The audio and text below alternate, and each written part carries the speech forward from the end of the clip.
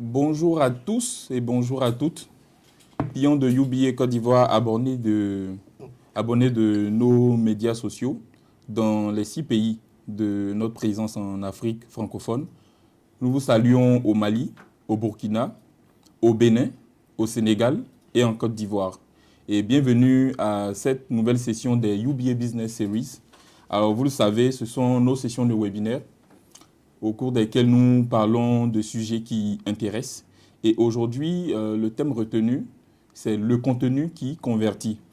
Pour en parler, nous avons fait une sélection parmi les meilleurs en Afrique francophone. Et on va faire un tour de table très vite pour présenter nos speakers et puis entrer dans le vif du sujet sans plus tarder. Yannick Boka, expert en social media marketing. Bonjour. Bonjour. Mamadou Kadjaliouba, alias Timac, est aussi là, fondateur d'Africa Play, entrepreneur du digital. Bonjour. Salut, bonjour à tous. Aude Anicette Coco, experte aussi en communication, est avec nous. Bonjour Aude. Bonjour, salut. Et puis, vous ne pouvez pas ne pas le connaître, Moulay Tabouré. Il est là aussi avec nous. Bonjour Moulay. Bonjour Luc. Ok. Alors, comme je le disais tantôt, le thème retenu pour cette session des UBA Business Series, c'est le contenu qui convertit, renforcer votre influence et stimuler votre croissance grâce au marketing stratégique. C'est un thème qui intéresse parce que depuis bientôt 10 ans, partout en Afrique de l'Ouest, on parle de contenu, de création de contenu. C'est devenu un vrai métier. Et qui parle de métier, qui parle de création de richesses, parle aussi de finances et de banque. Et ça nous intéresse. Alors, on va entrer dans le vif du sujet sans plus tarder. Et la première question, je l'adresse à Yannick. Mais avant, je voulais vous déballer un peu les axes de notre discussion de ce jour. Notre thème va s'étaler sur 5 axes. Donc, le premier va s'axer autour de la compréhension du contenu qui convertit, l'influence utile et la crédibilité numérique en second axe. Après, le marketing stratégique comme moteur de croissance en troisième axe. Adapter la stratégie aux réalités africaines en quatrième axe. Et puis, la création d'un écosystème durable pour le cinquième axe. Yannick, première question. Alors, comment définirais-tu un contenu qui convertit? Déjà, merci. Pour moi, un contenu qui convertit, c'est d'avoir un contenu qui parle à une audience. Et l'audience doit normalement se reconnaître dans ce contenu-là. Et il y a 3 étapes. Il faut déjà capter l'attention de cette audience-là. Et pour capter l'attention de cette audience-là, il faut s'appuyer sur on va dire ses us et coutumes, ses réalités, déjà pour que ce contenu-là soit audible. Et après, il faut retenir l'attention de ces personnes-là. Et après, maintenant, c'est beaucoup plus facile de les convertir, quel que soit en fait ce qu'on va leur proposer, mais toujours qu'ils doivent répondre à leurs problématiques, parce que très souvent, on oublie qu'un contenu, c'est aussi un produit, quoi. Exactement. Alors, on va tenir la fin. Donc, un contenu, c'est aussi un produit. C'est bien ça. Très vite, on va aller vers la seule dame du plateau, Aude. Et puis, on va poser cette question. Qu'est-ce qui fait qu'un contenu dépasse la simple visibilité pour devenir un outil de croissance? Alors, merci à tous ceux qui sont connectés déjà. Je pense que pour qu'un contenu devienne justement un outil de croissance, il faut que ça parle déjà à son public. Parce que très souvent, on a l'impression que les personnes qui créent aujourd'hui du contenu le créent autour d'eux, sans pour autant penser aux personnes qui regardent.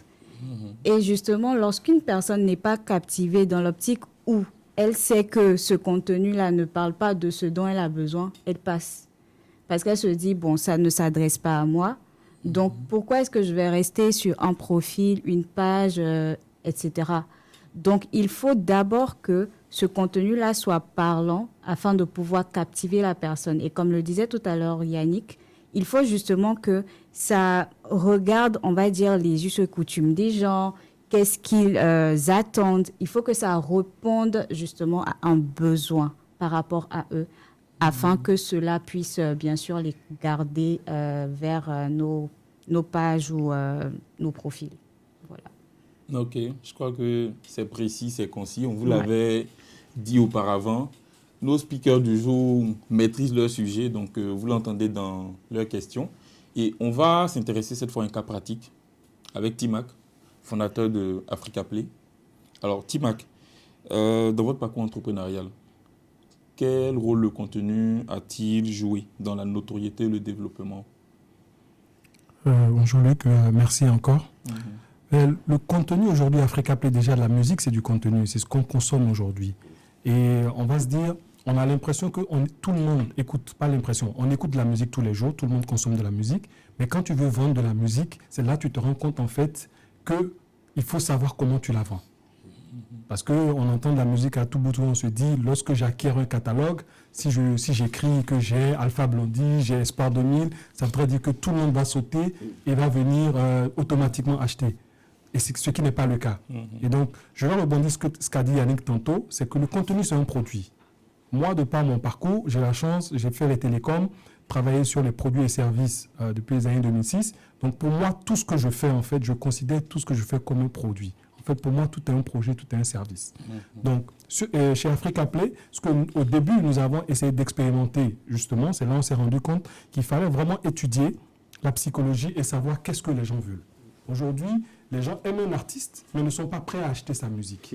Comment tu les emmènes à acheter cette musique? Donc, nous avons essayé de concevoir à partir de ce moment un contenu en impliquant justement aussi les artistes à communiquer et aussi à rappeler, parce que chez nous, on va dire Africa Play, la musique, on a perdu l'habitude d'acheter de la musique. Aujourd'hui, en Afrique, je peux dire, sans avoir fait d'analyse, mais plus de 98% des gens n'achètent pas de la musique, ne savent pas que la musique a un prix.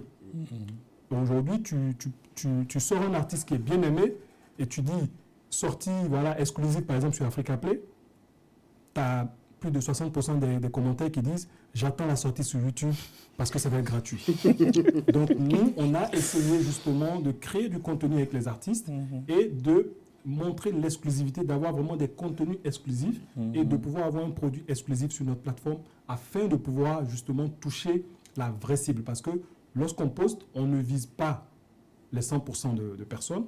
On se dit, ce post va nous attirer 1000 personnes, 2000 personnes, pas forcément, même si on a 1 million d'engagement sur le post, on sait que ce n'est pas les 1 million qui vont nous convertir. Donc on essaie vraiment de concevoir ce contenu en parlant le langage de la cible de l'artiste que nous vendons. Donc voilà un peu le cas pratique chez nous. D'accord. Et par habitude, le niveau de conversion, il se situe à quelle proportion en général? Le niveau de conversion... Dans la musique en particulier. Dans la musique, honnêtement, il est très bas pour le moment. On milite pour l'augmenter, mais je peux te donner un exemple très pratique. Espoir 2000, lorsqu'ils ont sorti Tableau Blanc, on a publié, Patsako nous a donné l'exclusivité, bon pas l'exclusivité, on l'a eu le même jour de la sortie et tout. Comme tous les autres. On a posté sur notre page en collaboration avec les artistes, sans sponsoring, on a eu en 48 heures plus de 300 000 vues sur le clip de 30 secondes. Ok. Mais les 300 000 vues n'ont pas converti un seul achat.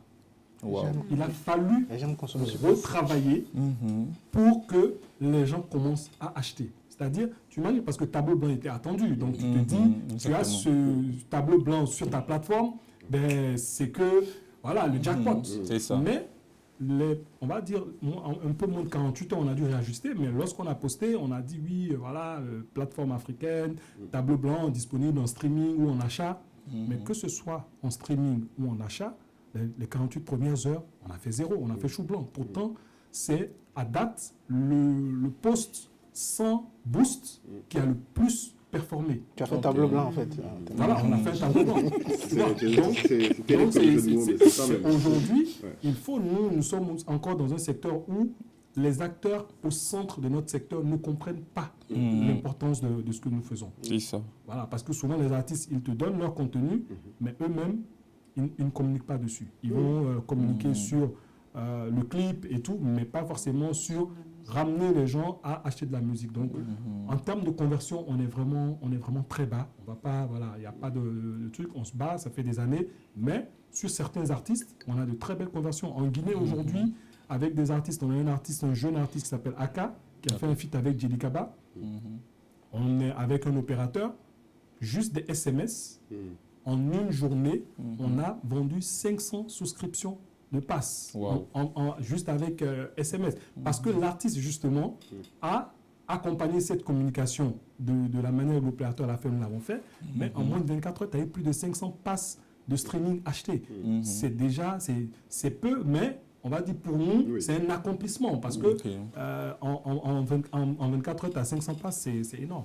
Oui, c'est énorme. Et dans ce que tu dis, en fait, avec les SMS, je suis intéressé, en fait, pour comprendre, avec Yannick notamment, les canaux qui convertissent le plus.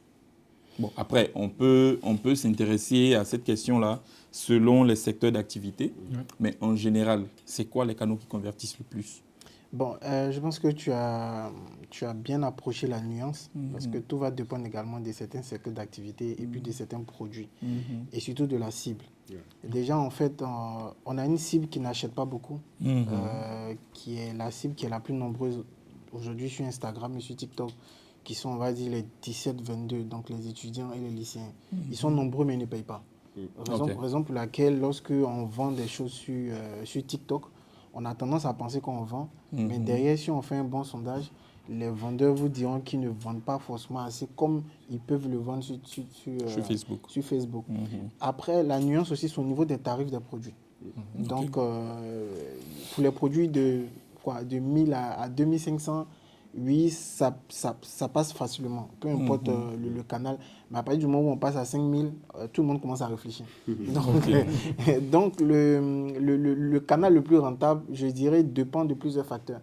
Il dépend du produit, du tarif, et puis surtout également de la cible, en fait. Parce que pour certains produits, ouais, tout à fait. Pour certains produits, le temps de validation ou de décision est beaucoup plus lent, en fait. Voilà. Ok. Alors, toujours dans le même axe, on parle du contenu qui convertit, donc comprendre le contenu qui convertit. On va aller avec Moulay et puis s'intéresser en fait à quelque chose de particulier parce que dans ton métier Moulay, le contenu en fait partie, on va dire, est dans la chaîne de valeur de ton métier et c'est, on va dire, un maillon des plus essentiels. De la chaîne de valeur de ton métier. Et donc, avec toi, on veut comprendre comment le contenu contribue-t-il réellement à la confiance et à la fidélisation des clients. Alors, après, ça dépend de quel métier tu parles. Parce que je suis dans un moment où je passe d'entrepreneur et fondateur de Anka à aujourd'hui, je ne suis qu'amuseur public, comme j'aime dire. Divertisseur à vertu business. Donc, effectivement, si on parle du podcast, qui est un format qui en fait s'apparente à l'industrie des médias, effectivement le contenu est le produit.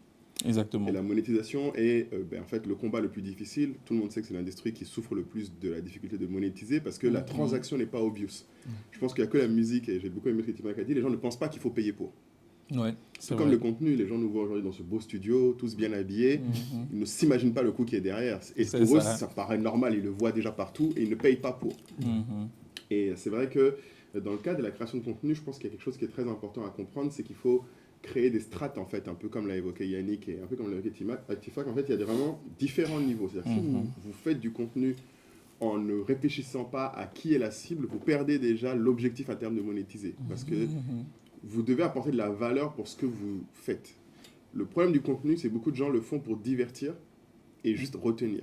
Si tu ne fais que divertir, oui, effectivement, tu ne gagnes rien parce qu'il y a énormément d'alternatives de divertissement qui sont gratuites. C'est ça. Donc les gens ne vont pas mettre pour avoir ton divertissement plus qu'ils le feraient pour, je sais pas, s'asseoir et regarder sur TikTok des humoristes qui eux aussi souffrent à monétiser. Donc tout le monde se bat sur le même, sur le même combat. Hein. C'est ça. C'est ça, c'est ça le point. Hein. Tout le monde se bat sur le même combat. Donc je pense que pour moi, la clé est de se dire quelle est la valeur que tu donnes dès le début et de construire ton contenu autour.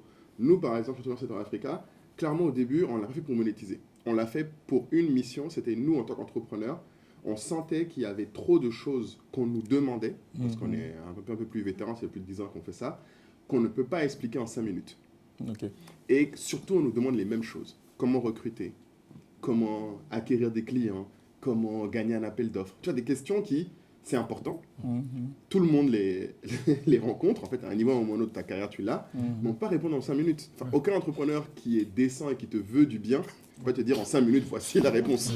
Donc, il y a des gens qui prétendent répondre en 1 minute, je pense, qui s'en foutent. Mais du coup, la question, c'est qu'est-ce que tu veux accomplir? Donc, nous, au début, on s'est dit, OK, on va faire du contenu long pour avoir la profondeur qui permet de résoudre le problème. Donc, sinon, on s'est dit, le but, c'est qu'après une vidéo, quelqu'un qui a ce problème sache le résoudre. Et que nous, notre problème à nous, très égoïstement, c'était, si on me demande, je peux juste envoyer un lien. Plutôt que de devoir répéter 10 fois la même chose. C'était juste ça. Et en fait, au bout d'un moment, on s'est rendu compte en fait, que les gens qui nous écoutaient, déjà, il y avait beaucoup qui n'étaient pas des entrepreneurs. Ce qui te surprend. Parce que quand tu vois les commentaires, et c'est là où tu apprends à connaître ta cible. Exactement. C'est que je pense que beaucoup d'entrepreneurs, ce que je leur dis, c'est « Ok, tu as une mission, tu as une vision, mais après, il faut être humble. Regarde qui t'écoute, regarde qui te consomme. » Et je pense que c'est pareil pour n'importe quel business. Regarde qui te consomme. Et on a vu que nos meilleurs clients, c'était des gens qui n'étaient pas forcément entrepreneurs. Il y avait des entrepreneurs, mais il y a beaucoup de gens qui n'étaient pas entrepreneurs, mais qui s'intéressaient au business parce qu'ils ne comprenaient pas le monde du point de vue d'un entrepreneur. Beaucoup d'entre eux considéraient leur chef d'entreprise comme étant ou des psychopathes, ou des gens obsédés par l'argent. Enfin, c'est pas de leur faute. Ils ne voient pas le monde qu'il y a derrière. Surtout qu'on présente l'opposé sur les réseaux sociaux. On a l'impression qu'entrepreneur, c'est le mec qui a une vie fantastique. Donc le salarié, qui voyage, qui est en business, tu vois. C'est un lifestyle, exactement. Donc tu avais l'entrepreneur qui se présentait comme quelqu'un qui a du lifestyle, et de l'autre côté, tu avais le salarié qui avait l'impression d'être l'ouvrier esclave sur lequel ce lifestyle se construit. Et en fait, non, nous, notre but, c'est de dire, non, l'entrepreneur, quand il prend son métier au sérieux, souffre aussi, mais de mots différents, et ne les montre pas. Donc tout ça est amenant à... Une fois qu'on a réalisé ça, on s'est rendu compte, ok, si c'est beaucoup de salariés qui nous écoutent, et les entrepreneurs, qu'est-ce qu'eux, ils veulent? Et au final, on a compris que ce qui ressortait de notre long format, c'était pas que les gens voulaient des solutions. Ils voulaient se sentir moins seuls. C'est pas un truc que tu peux imaginer. Tu n'imagines pas forcément que quelqu'un qui regarde un podcast et il veut se sentir moins seul. Mais le test qu'on a fait du coup, c'est qu'on a proposé un endroit où les gens peuvent se retrouver, donc un groupe Telegram au début. Quand on a passé 100 personnes en, je crois, 2 semaines, on s'est dit, oula, c'est quand même un peu beaucoup là, parce que c'est quand même 100 personnes. Donc on s'est dit, bon, on va mettre un premier filtre qui est où les gens nous donnent du temps en nous aidant à faire le podcast, à choisir les sujets, ou nous donnent de l'argent. Étonnamment, on a eu beaucoup de gens qui ont commencé à donner de l'argent. Oui. Pour appartenir à la communauté. Oui. Donc là, on s'est dit, en fait, déjà, les gens qui donnaient du temps, c'est un conseil que je peux donner à toute personne qui crée du contenu. Si tu essaies de trader ton contenu pour du temps, en fait, tu te rends vite compte que les gens vont te dire qu'ils ont du temps, mais ils ne vont pas jusqu'au bout de l'action. Donc la leçon pour moi de la conversion, c'est en fait, il y a un niveau ultime, tu convertis quand les gens agissent. Maintenant, il peut y avoir un temps qui nécessite de la répétition. Bon, en marketing, on le répète à chaque fois, c'est essentiellement de la répétition. Donc, tu dois mesurer, en fait, combien de gens passent à l'action finale. En fait, des gens qui consomment, tu as des gens qui suivent, et après, combien, à un moment, font quelque chose. Nous, dans notre cas, passer à l'action, c'était contribuer dans la discussion. C'est ça. On voyait que ceux qui payaient contribuaient plus que ceux qui ne payaient pas. Donc, on a arrêté. Parce que ça compte pour eux. Exactement. Tu vois, et c'est un truc qui est contre-intuitif, parce que je sais qu'en Afrique, justement, les gens se disent, ah, si je fais payer, les gens vont pas venir. Il vaut mieux avoir peu de gens, mais de meilleure qualité. Qui paye Qui paye, exactement. Parce qu'à la fin de la journée, on est tous là pour ça. C'est ça. ce qui finance l'activité. Et surtout, je me suis rendu compte aussi que c'est eux aussi qui te donnaient les meilleurs insights. Parce que nous, après, on a dit, écoutez, qu'est-ce que vous voulez comme contenu? Quelqu'un qui a payé va être un meilleur client aussi pour faire grandir ton produit. Donc pour moi, le contenu, la question que tu as posée initialement, c'est comment on construit le contenu pour justement développer. Je pense qu'il y a aussi une notion de plus tu es proche des clients, plus ton contenu leur ressemble. Beaucoup d'entreprises, et pas qu'en Afrique, je ne veux pas qu'on soit dans un complexe d'infériorité, pour avoir travaillé partout dans le monde, que ce soit des États-Unis, la Chine, plus l'entreprise grandit, plus ça devient pas naturel pour les gens de remettre le client au centre des décisions. Donc je pense que quand on fait du contenu, la clé c'est de toujours réussir à ramener au client, pour conclure.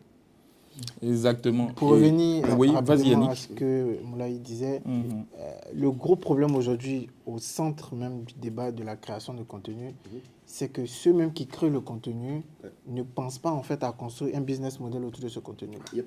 Moi, j'en ai souffert lorsque j'ai lancé mon média sportif. On commence tous avec cette volonté de bien faire et de servir tout un écosystème.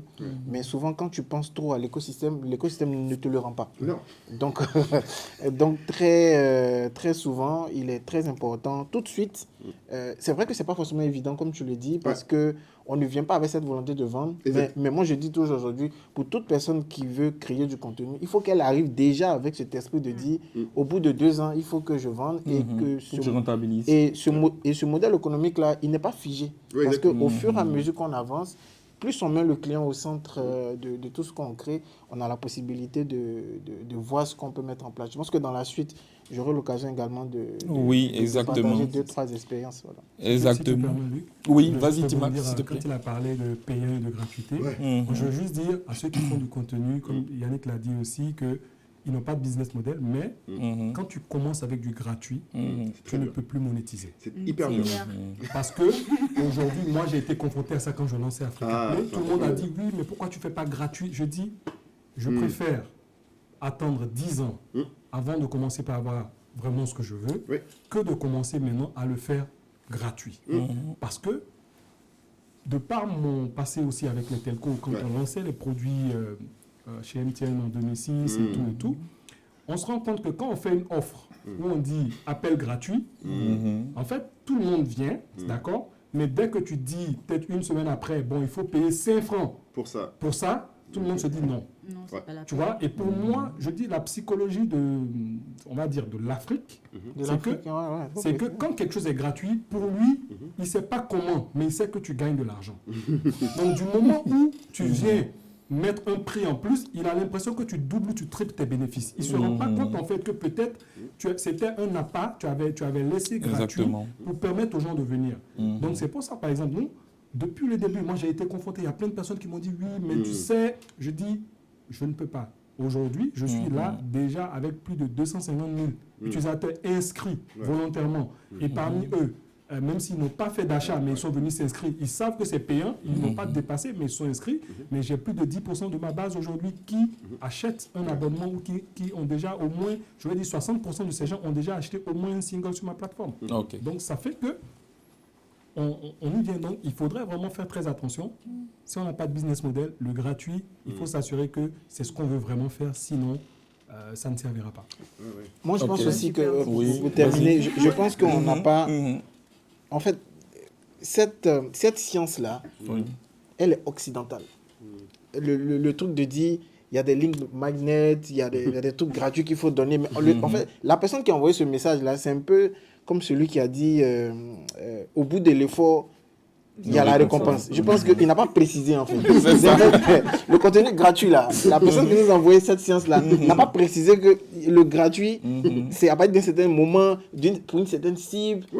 Justement. Et du coup, le fait de dire on crée du contenu gratuit et après, on va voir, je pense que le message n'a pas été bien... Mais en même temps, je pense que ceux qui portent ce message-là, ils n'ont pas d'objectif clair. Ils se disent que d'abord, je vais avoir de la visibilité et ensuite, on verra. Alors que dès le début, tu dois commencer justement à faire un planning par rapport à ce que tu veux apporter. Et c'est ce que Timax et Mlay disaient. Exactement. Et moi, par exemple, je prends le cas de LinkedIn. Quand je commençais sur LinkedIn, moi, j'avais un objectif très clair. Je me disais, dès que j'ai mes 20 000 abonnés, là, moi, je commence à monétiser. C'était très clair. J'avais un planning par rapport à ça. Et quand je suis arrivée à là, j'ai commencé justement à mettre en place justement un business model. Comment est-ce que je pourrais rentabiliser sur ces 20 000 jusqu'à mes 40 000 aujourd'hui. Donc, je pense qu'il y a beaucoup de personnes qui n'ont pas d'objectif clair. Ils se disent, du moins, je viens sur Internet, je fais comme les autres, j'ai de la visibilité. Et je pense que beaucoup de stars, aujourd'hui, ont de la visibilité sans justement être rentables. C'est-à-dire, tout le monde sait qui tu es, mais dès qu'on regarde dans ton compte en banque, justement, c'est vide. Et ça, c'est un souci. Le produit billet. Ouais, bon. Le compte en banque, c'est forcément UBA. C'est ça, forcément, on espère. Forcément, on est quand même en train de le dire. D'accord. Je comprends ce que tu as dit, Aude, c'est vrai que un truc que peut-être je peux apporter, parce que c'est vrai que tu as mis un point sur le gratuit. Ça, pour le coup, je pense que c'est partout pareil dans le monde. C'est pas que nous. Je pense que la particularité, c'est que notre population a effectivement un panier moyen beaucoup plus petit, parce qu'ils ont moins de ressources. Ouais. Ça aussi, c'est vrai. Ça, c'est juste, parce qu'en fait, comme tu dis, beaucoup de cas où, effectivement, je suis d'accord avec vous, c'est que les gens importent des modèles de pricing, notamment, et de coûts, sans réfléchir à la cible, en se disant, est-ce que la cible a la même valeur perçue que ce que tu as vu ailleurs? Parce qu'ils n'ont pas les moyens de pouvoir percevoir la même valeur. Ouais. Et c'est un truc que nous, on a beaucoup réalisé, qui est très important aussi. C'est vrai que, au final, pour résumer un peu ce que disait effectivement tout le monde, je pense que ce que Aude a bien illustré tout à l'heure, c'est le contenu qui convertit est celui qui parle à quelqu'un. Tu ne peux pas parler à tout le monde. Et le vrai sujet, c'est effectivement, il faut un objectif quand tu fais le contenu, idéalement chiffré, et dans le temps. C'est-à-dire que dans le temps, c'est ce que moi je trouve qui est le plus difficile. Beaucoup d'entrepreneurs que je rencontre, beaucoup de business, ils n'ont pas de notion de timing. Quand tu leur dis cette année, c'est quoi ta priorité, ils sont perdus. Parce qu'en fait, ils se disent, je veux gagner de l'argent. Mais c'est trop vague. Ouais. C'est trop vague. Gagner de l'argent, c'est combien et c'est quand. C'est ça. C'est ça. Et comment? Alors, le comment là, tu doucement, doucement. Non, déjà, si tu as combien et quand, comme l'a dit Aude, quand tu as combien et quand, tu peux tester le comment. Mais je veux juste vraiment que les gens retiennent, le contenu n'est pas différent. Et c'est peut-être un autre message qui, pour moi, est très important. J'ai toujours trouvé que malheureusement, le marketing, surtout quand les boîtes grossissent, est vu comme la fin. C'est-à-dire que, en fait, les gens voient le marketing un peu comme, je pense, ça date de l'époque, forcément du Fordisme. Hein, le bout de la chaîne. Le bout de la chaîne. Parce que pour les gens, c'est on produit et après on vend. C'est ça. Alors que non. Il faut savoir déjà comment tu vas vendre. Exactement. Et ça détermine ce que tu produis. Il faut que tu saches déjà, dès que le produit est fini, comment est-ce qu'il va sur le marché. Exactement. Et je pense qu'on est tous alignés là-dessus. Tous ceux qui sont sur le terrain vont te dire, en fait, le plus gros des problèmes, et pour le coup, c'est autant petite société que grande société, le plus dur, c'est que les gens voient le marketing comme étant la fin. C'est même pas dans la chaîne des décisions. C'est ça. Et ça, c'est un truc qui, moi, me fait toujours très peur. Et je leur dis, c'est pas compliqué. Les boîtes qui réussissent le plus à l'heure actuelle sont celles qui partent du client, avec le marketing, déterminent qu'est-ce qu'on fait. Et ensuite, à partir de là, construisent une stratégie de pricing, de produits, de distribution, qui va jusqu'au commercial, au financier, nanana. Et donc, logiquement, effectivement, le contenu qui en sort est aligné. Mais si toutes les décisions sont prises avant d'arriver au contenu, c'est fini. Tu peux pas, en fait, et aligner. sans l'annoncer, on est entré, je pense qu'on a tout déballé, en fait, du deuxième axe. Bien sûr. Oh, tranquille. Du coup, on va attaquer le troisième. Vas-y. Yannick, comment on bâtit une stratégie de contenu orientée vers la conversion, techniquement? Ok, d'accord. De manière technique, déjà, je pense que le centre en fait de toute stratégie de contenu, c'est déjà la cible en fait. Il faut déjà savoir à qui on parle. D'accord, donc définir la cible. Oui, ça c'est déjà la première chose. Et je pense que dans cette structure-là, au fil des années, Moulay l'a dit, il y a quelque chose qu'on a sauté. C'est-à-dire, on s'est dit, on identifie la cible, on identifie le problème et on crée le produit. Je pense en fait qu'à partir du moment où on a identifié la cible et on a identifié le problème, c'est maintenant que commence le marketing, avant même de produire. Exactement. Parce qu'en fait, on ne le dit pas assez et ce modèle-là, des 4P, des 5P, il est resté comme ça dans le temps et les gens n'ont pas cherché en fait à le déconstruire.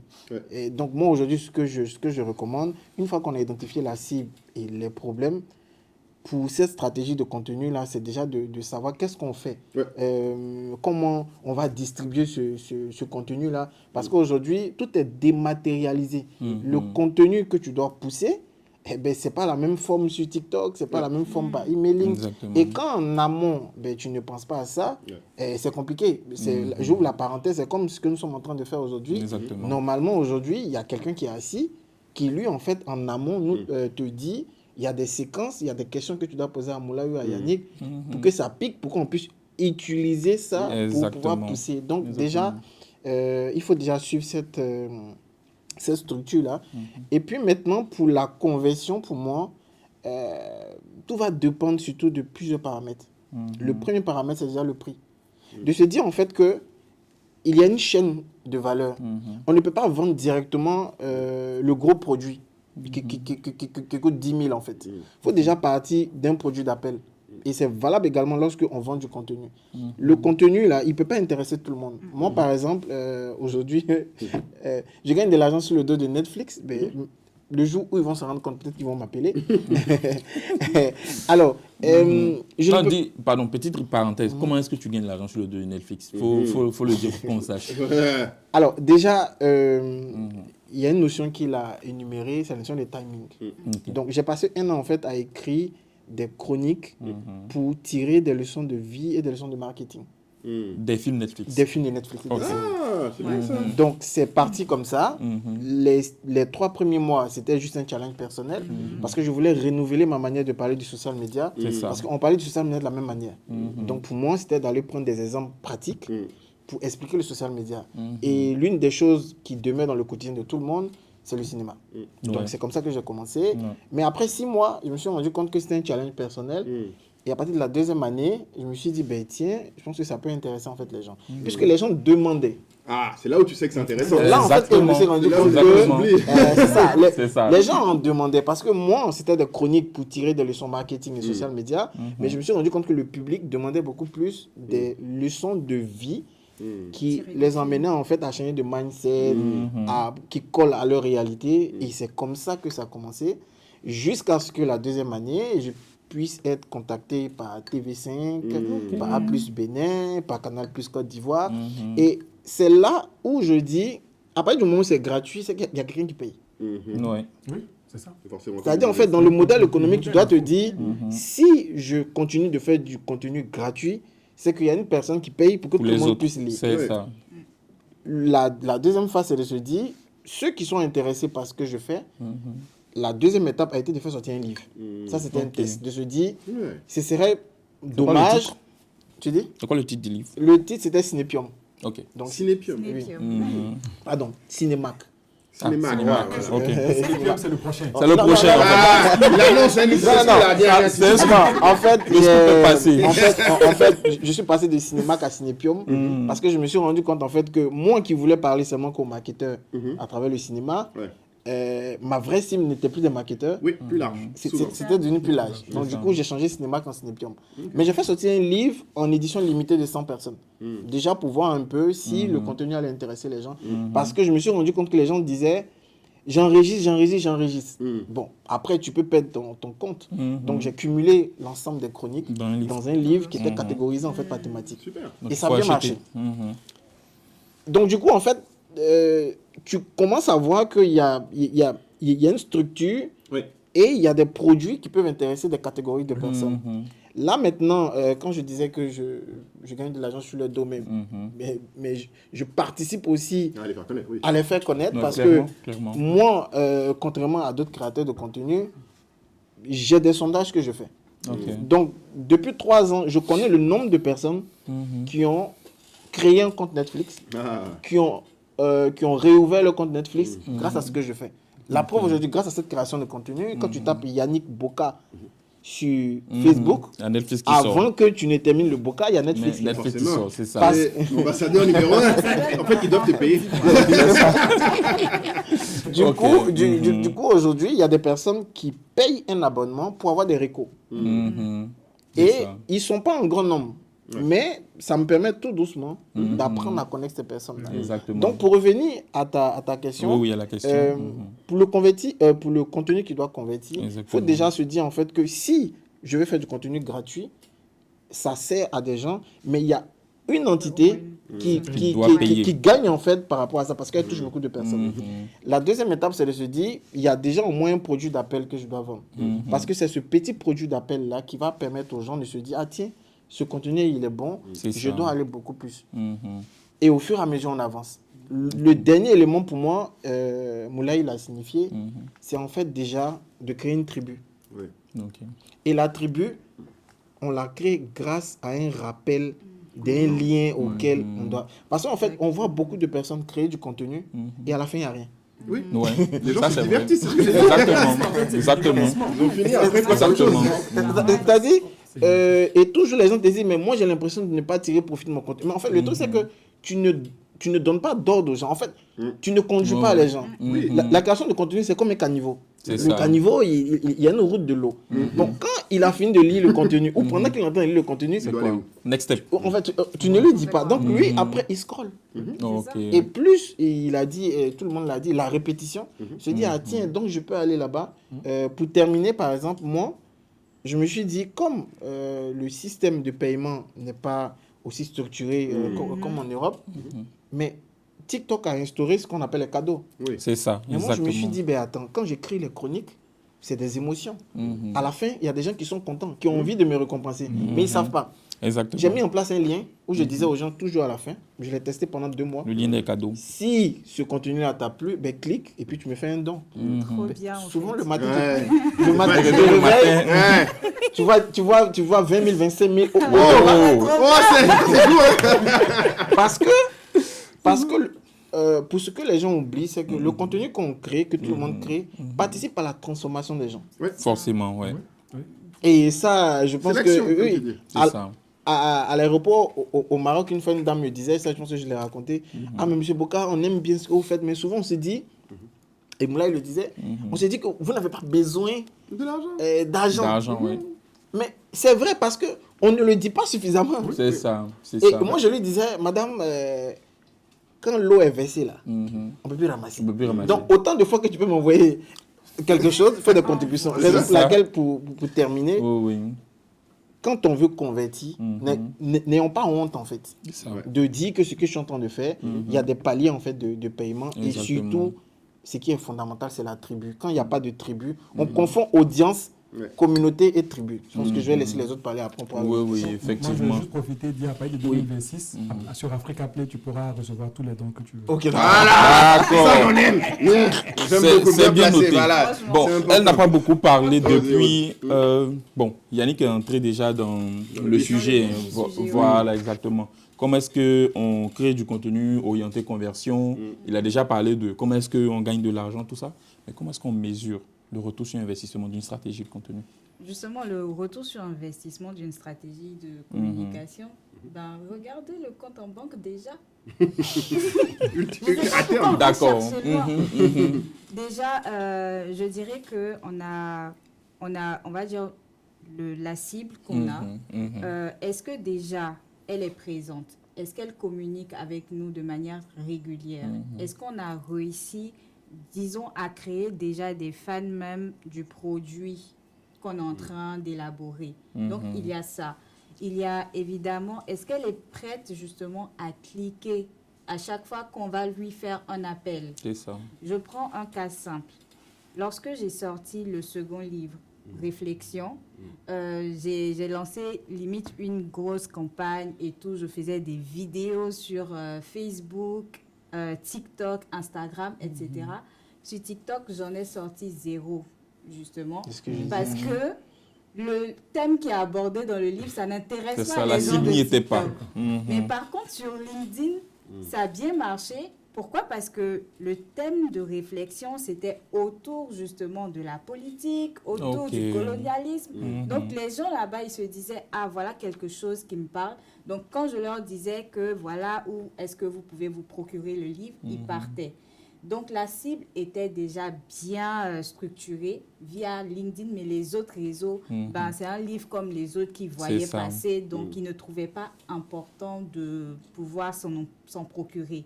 Donc, je dirais que c'est vraiment voir quels sont le nombre déjà de personnes qui peuvent se procurer ce que nous vendons, le positionner et de voir comment est-ce que ça se comporte simplement. Donc, est-ce qu'ils sont capables, bien sûr, d'aller même au-delà du simple visionnage, comme avec notre frère ici? Est-ce qu'ils sont capables de s'inscrire, de payer et de voir, bien sûr, comment est-ce que les tendances marchent au fur et à mesure? Il y a toujours des restructurations à faire parce que aujourd'hui, nous sommes tous humains. Aujourd'hui, tu peux avoir envie de quelque chose. Demain, ça t'ennuie. Après, demain, tu dois revenir. Donc, bien sûr, il y a toujours des restructurations à faire. Mais une chose est sûre, c'est que le retour sur investissement, tu vas le sentir d'abord dans ton compte en banque et bien sûr dans les interactions au quotidien. Exactement. Voilà. Donc, ce n'est pas que financier. Ce n'est pas que financier, évidemment. Exactement. Moulay, Oui. comment est-ce que toi, tu intègres le marketing de contenu à ta stratégie de croissance? En fait, c'est intéressant quand on dit ça parce que je ne vois pas à quoi sert le contenu si ce n'est pas à faire de la croissance. C'est important que les gens l'aient en tête. Tout effort doit avoir un résultat parce que le temps et l'énergie est limité, surtout dans le cadre d'une société où en fait c'est le travail d'allocation des ressources et c'est là que ça devient de la stratégie. Parce que je pense que tout le monde dit de faire du marketing stratégique, mais personne ne se rend compte que dès que tu choisis le temps que tu alloues, tu as déjà fait une stratégie. C'est ça. En fait, c'est pas quelque chose d'aussi intellectuel qu'il y paraît, c'est beaucoup plus pratique et pragmatique, il semble. Donc pour moi, pour répondre à ta question, le vrai sujet est quel système tu as en place. Je pense qu'on n'en a pas parlé vraiment, mais il y a un truc qui est important, c'est que le contenu est la fin, comme j'ai dit encore, de la chaîne, mais il faut qu'il y ait un système qui corresponde. Donc c'est-à-dire que pour faire de la croissance, par exemple, ça ne peut pas être juste des campagnes. Un truc que moi j'ai remarqué, les gens pensent que c'est quand j'ai quelque chose à dire que je parle. Et le problème, c'est que quand tu le fais, encore une fois, avant que quelqu'un aujourd'hui capte son attention, ce ne sera pas forcément un contenu. Oui, ça c'est clair. Ça, c'est un truc qu'il faut que les gens acceptent. J'aime bien rappeler aux gens que même aujourd'hui, avec je ne sais pas combien de milliers de followers vous avez, il y a moins de 6% des gens qui voient ce que vous postez. Des gens qui vous suivent. Les gens ont tendance à l'oublier, ce qui veut dire que mathématiquement, si même on part du principe que tu veux juste donner une info aux gens qui te suivent, mathématiquement, si tu veux que ces gens-là sachent exactement de quoi tu parles, s'il n'y a que 6% qui voient, ça veut dire qu'en fait, pour que tout le monde voit mathématiquement ou retienne, si tout le monde écoutait de la première fois, à 6%, ça veut dire qu'il faut que tu répètes au moins, 20 fois, 15 fois. Il faut que tu répètes 15 fois la même chose pour que les gens qui te suivent juste soient au courant, potentiellement. Ceux qui te suivent déjà. Hein. Suivant, déjà. Après, on a dit, normalement, en admettant que les gens reçoivent l'information, les 15 fois, on a dit pour qu'ils retiennent, c'est 7 fois qu'il faut le répéter. Ok. Donc, contrairement à ce que les gens imaginent, ça, c'est une bonne data. C'est une bonne data. Ça veut dire qu'aujourd'hui, moi, je répète souvent aux gens, 7 fois 15, vous faites le calcul, on est à presque 100, c'est 90. Donc, moi, je répète toujours aux gens, tu n'as rien dit tant que tu ne l'as pas dit 100 fois. Tu n'as vraiment rien dit. Enfin, tu vois ce que je veux dire, c'est que... Et là, j'ai pris... Tout va bien. C'est-à-dire que chaque fois que tu fais arrive aux gens, chaque truc que tu dis arrive, et chaque information est comprise. C'est ça. En admettant qu'ils aient compris ce que tu disais, parce que des fois, ça se trouve, ils ne comprennent même pas de quoi tu parles. Et là, je ne rentre même pas dans le dernier sujet dont on a parlé, qui est pour moi important, le timing. Tes clients n'ont pas toujours le besoin de ta solution. Souvent, d'ailleurs. C'est ça. Donc, en fait, si on parle du principe que 100 fois ne tient pas compte du timing, la seule solution que tu as, c'est de parler 100 fois d'un sujet tout le temps. Ok. De diverses manières. De diverses manières. Alors là, on rentre dans un autre débat. Est-ce que le canal est bon? Tu vois, mais en fait, et donc c'est pour ça que je dis aux gens, du coup, personne, même une grosse société, surtout quand tu es gros, ne peut se dire je communiquerai quand j'ai le produit. Parce que moi, ce que j'entends le plus souvent, c'est les gens se disent j'attends quand j'ai le produit, quand j'ai l'argent, quand j'ai... En fait, c'est le quand. C'est ça. C'est un truc qui ne peut pas être ponctuel. Le contenu, si tu veux croître, de la même manière que tu ne veux pas croître un jour, tu veux croître tous les jours, il faut communiquer tous les jours. Donc c'est là, il faut un système. Et c'est là où avoir un système clé de marketing, ça veut dire que tu as en tête qui est ton client. Et ça, c'est un truc que j'aime bien insister quand on parle de cible, parce que nous, on est des habitués. Mais un truc que moi, j'ai beaucoup remarqué, parce que quand j'étais chez Anka, j'accompagnais beaucoup d'entrepreneurs, le plus gros problème, c'est que les gens pensent qu'une cible, c'est un groupe statistique. Comme on l'a dit là, c'est 15-25 ans. C'est ça. C'est quelqu'un qui a tel montant de salaire dans tel pays. Qui a tel centre d'intérêt. C'est pas une cible. Moi, l'exemple que je donne à mes clients marchands qui peut aider beaucoup de gens, c'est que je leur ai dit non. C'est quelqu'un dont tu peux décrire la journée. Là, tu as une cible. Là, tu le connais. Là, tu le connais. Et quand je dis souvent aux gens, dès que je leur dis, ton client, il fait quoi? Quand il se lève le matin, quand il se couche le soir, qu'est-ce qu'il a fait dans la journée? Et là, tu te rends compte que c'est tout de suite plus compliqué. Parce qu'en fait, beaucoup de gens, ils me disent, mais pourquoi aller dans ce niveau de détail? Je dis, parce qu'en fait, toi, tu cherches à rentrer dans sa journée. Connaître son parcours utilisateur. Exactement. Donc en fait, à quel moment il a ton besoin, à quel moment ta solution intervient, à quelle fréquence, quelles sont les contraintes de sa consommation, de son achat et de son utilisation. Donc c'est ça, je pense, qui est l'exercice qui est difficile pour beaucoup de gens au départ, mais surtout, il faut accepter que c'est continu. C'est là où je pense qu'il y a un autre sujet. Le contenu qui convertit ne peut pas être un contenu ponctuel. Je veux vraiment que les gens l'entendent, parce que c'est un truc... Pardon, répète s'il te plaît. Ouais, il faut qu'on le répète. Ouais, il faut le répéter. Non, il faut le répéter, parce que vraiment, j'ai redonné les chiffres sur la conversion. Il faut parler 100 fois d'une chose pour que ton audience captive Et j'ai pas parlé des gens qui ne te connaissent pas. L'entendent. Ouais. Et j'ai pas parlé des gens qui ne te connaissent pas. C'est même pas juste quelqu'un qui tu veux avoir. Ceux qui sont déjà tes abonnés, qui sont te déjà suivent. là. Il faut le répéter 100 fois. Et j'ai expliqué comment devient le calcul. Donc, c'est ça. si tu veux de nouvelles personnes, là tu rentres dans un autre combat. Donc c'est pour ça qu'il faut un système. Et j'insiste, le système ne peut pas être ponctuel. Et encore une fois, la communication, le contenu, tout comme le client, ne peut pas être dans une relation ponctuelle. Donc pour résumer, pour moi, un contenu qui convertit, s'il ne pousse pas à l'action, il crée une relation. Okay. Voilà. En plus, ça rime, c'est mignon. Non. Voilà. S'il ne pousse pas à l'action, il crée une relation. C'est ça. Un contenu qui convertit, c'est un contenu qui, s'il ne pousse pas à l'action, c'est l'idéal. Comme elle a dit, il faut que ça tape quelque part, ça ramène quelque chose. Ça crée une relation. Après, une relation, attention, ça se travaille. Ouais, forcément. Parce que je ne veux pas que les gens croient que ça veut dire que tu as une relation, ça veut dire que la personne, dès que tu as besoin, elle va venir. C'est absolument pas ça. Il faut pouvoir susciter aussi le besoin à un moment donné dans la relation. Et arriver, ou quand le besoin apparaît, ce que tu as... Après, c'est ça le marketing. Les gens parlent souvent de brand. Je sais qu'on n'en a pas parlé là, parce que ce n'est pas exactement lié, mais le branding, c'est juste la part dans l'esprit des gens que tu occupes. C'est ça. Ce n'est rien d'autre. Les gens pensent que c'est un truc compliqué. Non, c'est quand tu n'es pas là. C'est ça. Sans sollicitation. Exactement, on pense directement à toi. Est-ce que tu penses à toi-même? Ouais, pour le petit exemple, vous savez, en Afrique, dans une partie anglophone, quand on dit rouge, par exemple, on dit UBA. On dit UBA, oui. Voilà. On dit rouge, on dit UBA. Oui, mais c'est une réalité. C'est vrai. Et ça, c'est, regarde la belle cravate que tu nous portes. Enfin, je veux dire, à un moment, il y a un travail qui est fait. Non, mais c'est ça le branding. C'est ça. C'est une cohérence répétée de façon à posséder une part de l'esprit de quelqu'un. Et ça, c'est pareil, tu peux pas le faire ponctuellement. Et tu donnais même un exemple avant le webinaire. Avec le Saint-Père, tonton Tony. Ah, voilà. Voilà, Saint-Père, tonton Tony. Non, mais je te donne un exemple. Donc, à l'époque, quand j'avais en cas, donc on avait quand même 20 000 vendeurs dans 46 pays africains. Dans les 46 pays, souvent, je demandais aux gens, parce que pour créer du contenu pour eux, j'essaie de voir quel influenceur ils suivent. Mais influenceur business, il n'y en a pas vraiment. Ouais. Malheureusement. Malheureusement, c'est mais vrai. Ça va changer, t'inquiète pas. On est dessus, mon ami. C'est vrai. C'est vrai. Et du coup, je leur demande, mais qui tu suis? Donc, pour changer, du coup, j'ai repris ma logique de quelle est ta journée. J'ai dit, mais quelle est la personne dont tu regardes le plus de posts Insta? Bon, évidemment, il y a beaucoup de divertissement, beaucoup de célébrités, autres. Et quand je dis, mais quelqu'un qui, genre, tu as envie de devenir comme la personne. Et là, la numéro 1, c'était toujours Tony Elumelu. Waouh. Il faut le savoir. Et là, je te dis pas ça parce que c'est UBA qui sponsorise, c'est une réalité. Ouais, c'est vrai. C'est-à-dire que si tu prends... C'était Afrique anglophone, francophone... C'est une référence. Oui. C'est une référence aujourd'hui. Je lui dis ce qu'il a accompli. Oui. Voilà, Et désormais, il est dans le fil d'actualité. Oui. Oui, forcément. Il est cohérent et constant. Et c'est ça que je veux peut-être rappeler que le truc de départ, c'est ça. Tu peux pas te lever et dire, quand mon produit va sortir, je vais faire une campagne. Non, c'est constant. Et encore plus, comme Yannick l'a dit, il y a différents canaux. Ouais. Donc, ça doit être cohérent, constant. Et c'est là où ça devient une stratégie, c'est qu'il y a une cohérence sur les différents canaux, sur les fréquences. C'est tout un travail. Mais je veux juste que ceux qui nous écoutent se rendent compte que, encore une fois, on est dans un monde nouveau. Je veux que les gens acceptent. En fait, la communication, le marketing, comme les réseaux sociaux, ce n'est pas des canaux. Ce n'est pas la fin. C'est le début. C'est ça. En fait, c'est là où... C'est même le prêt, en fait. Je veux dire, parce que de la stratégie, avant de venir sur les réseaux, tu dois d'abord savoir ce que tu dois faire. Exactement. Même si tu n'es pas sûr, il faut quand même que tu te dises, je le fais pour voir qu'est-ce que ça va donner. Parce que, mais tu ne viens pas, parce qu'aujourd'hui, sur les réseaux, beaucoup vont venir parce que tel a fait tel contenu, ils ont vu qu'il y a eu...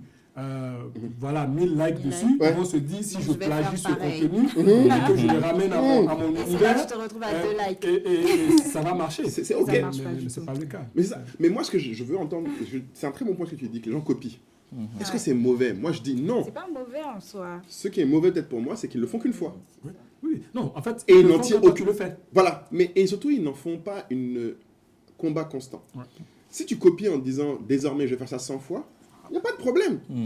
Et surtout, je pense qu'il faut qu'on soit tous humbles en tant que marketeurs, qu'on répète aux gens, et je pense que surtout ceux qui sont employés en marketing pourront prendre ça et dire ça à leur boss. Personne, même le plus grand influenceur, ne sait quel contenu va marcher. Ça, c'est sûr.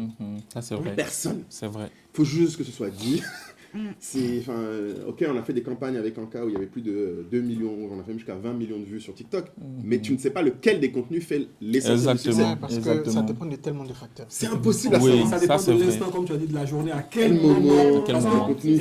Le contenu, par exemple, moi je dis souvent aux artistes avec qui je travaille dans la musique, quand un artiste m'envoie un titre, il me dit ça c'est un hit, je ne l'écoute pas.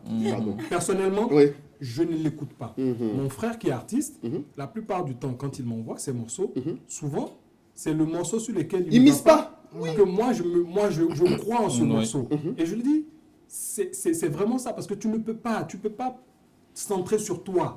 Toi, tu aimes, tu adores.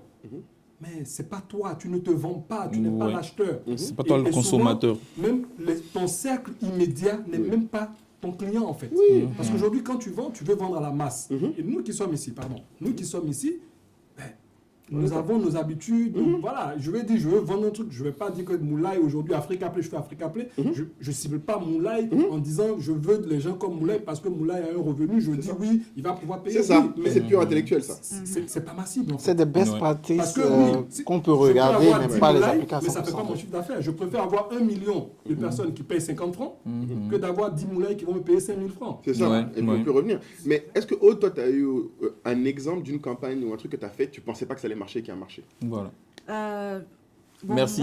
Moi, Merci Moulay. Je pense que Ou un par contenu. exemple, j'ai fait récemment un post où je me suis retrouvée à plus de 10 000 réactions. Ouf.